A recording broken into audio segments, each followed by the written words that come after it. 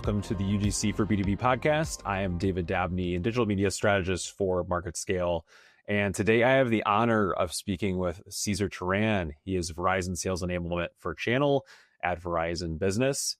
Welcome to the podcast, Cesar. Thanks, Dave. Really happy to be here. Awesome. Okay. So I have a couple questions about how you use UGC within Verizon. So first off, how do you get your team excited and engaged when creating some of your training content? Yeah, it wasn't really easy, right? Because, anybody that's coming in front of the camera, they're like, oh, I'm not so sure. But once you kind of show them, some of the successes that we've had in the past with other interviews, you start to get them excited. And, to really get the team excited about creating, really good training content, you got to make them feel involved, from the start. You highlight how their contributions are going to make training more relevant, more useful. You focus on what's important to them in order to be successful. You develop topics and themes that will drive new opportunities for them, especially when you're talking about a sales organization, right?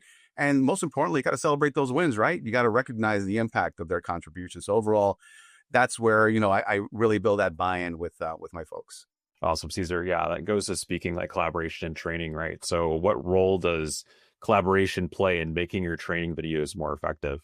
Collaboration overall does ensure that the training content is diverse, right? It's well-rounded. It's practical. When you see multiple perspectives getting involved, then the training videos just become more engaging and reflective of real-world scenarios, right? So I got like a three-parter here, right? Developing videos with use cases just makes it more relevant to our audience. Then bringing subject matter experts to create more deep dive discussions. And we're getting more and more of those requests, right? And all with creating excitement and camaraderie, pretty much with all parties. Makes a lot of sense. And then authenticity in training. So why do you believe it's important for training content to be created by people actually using the products or the services?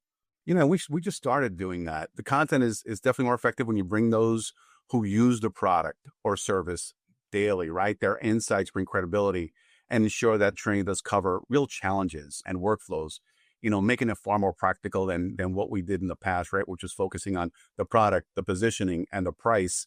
That flow is an old standard, right? I think we've got to identify what they're doing out there with our product to make it more applicable to real world, right?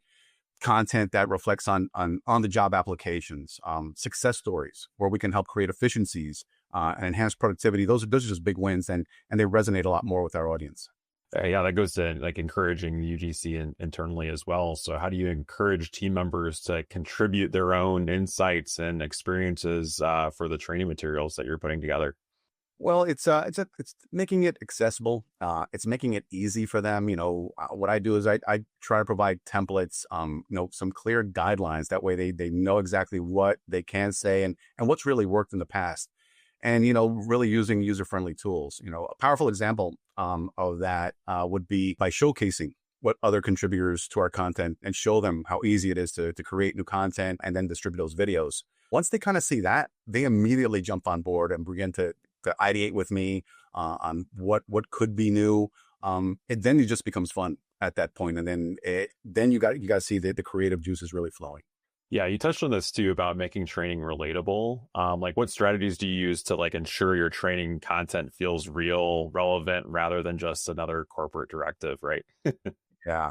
And you could definitely go down that rabbit hole, right? And it's all about what we're seeing more and more is, real world scenarios, storytelling, making it humorous, to make the training content engaging, featuring actual employees and their experiences. And that all helps learners connect with the material, right? Making it feel more applicable rather than just another corporate initiative. And the impact of UGC on learning, like have you seen user-generated content improve the way your team learns and retains information? It enhances learning retention because people tend to absorb information in these shorter video-based learning experiences. It also helps in the fact that content and information are coming from their peers, right? Who share similar experiences. It also increases engagement as learners see direct relevance to their roles. Plus, if you make training a two-way street, employees feel heard and their insights shape better learning content. That's great. Yeah. I see like the challenges in UGC training as well. So what are some challenges you faced in getting employees to create engaging and with the training content? How did you overcome those? Yeah, it goes back to what I was saying about getting comfortable in front of the camera, right? And sometimes when you get them on camera, some of these folks are subject matter experts, and once you put them on camera, they're confident ways. It's like they're confident. They're not so confident in their contribution. So some of the techniques I've used is I just provide some coaching, right? Offer collaborative content creation options, creating a non-judgmental environment. Another challenge is maintaining content quality. But we've managed that, right, with little editorial guidelines, rather than just rigid oversight. I really want them to be comfortable in front of the camera, just talk, and then whatever we can really glean out of that content, then we'll use that content and just let them talk, just have that conversation. Right, and then leveraging UGC beyond training, right? So just when it comes to seeing opportunities outside of the UGC of internal training. Are you able to, really use that externally for marketing purposes or customer education as well? Oh yeah, I mean, absolutely. UGC from internal training, all the stuff that we've already developed in the last few years, can be repurposed, and sometimes we do repurpose it for customer education, a lot of marketing and employer branding, success stories, troubleshooting tips, expert insights. Those are all the things that we try to share externally to build our credibility, and really to showcase our company culture. How do you measure your success with that? So like, how do you measure the effectiveness of training videos that, incorporate user generated content?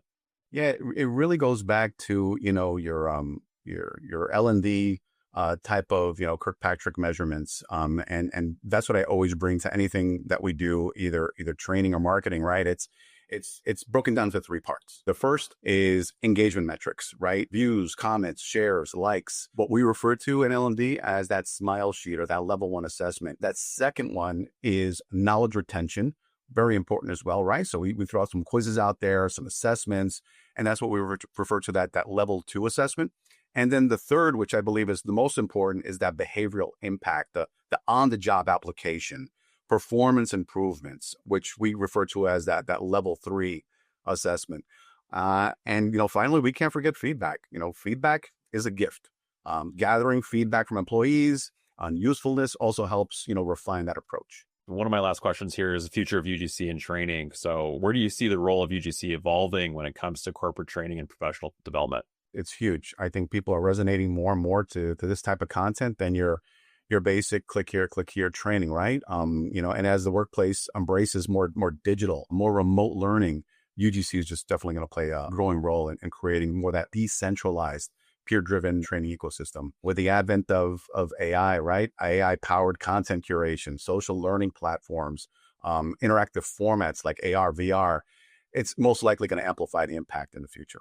Awesome, Cesar. Yeah, appreciate your time today. Thanks so much for joining in for the UGC for B2B podcast. I really appreciate just giving me a couple minutes just to tell me a little bit more about what you're doing with UGC, and I'm excited to see what you bring in for UGC content in the near future. So excited to have you.